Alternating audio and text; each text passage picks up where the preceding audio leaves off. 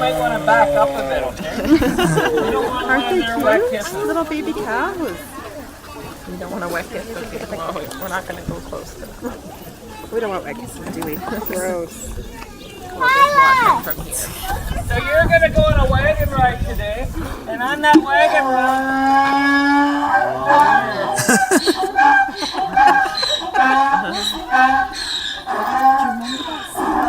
that's Marie, our donkey.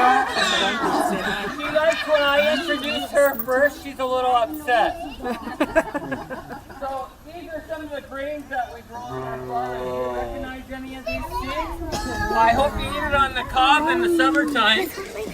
It's yellow? Yeah? You don't eat corn on the cob?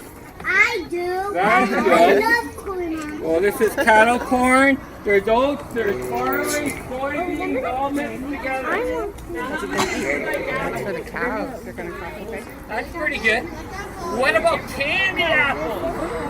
What's candy? Well, the candy's not the good thing, but it gets you to eat the apple, so it's okay. These are all coated in molasses. It smells really sweet. So the livestock eats every bite.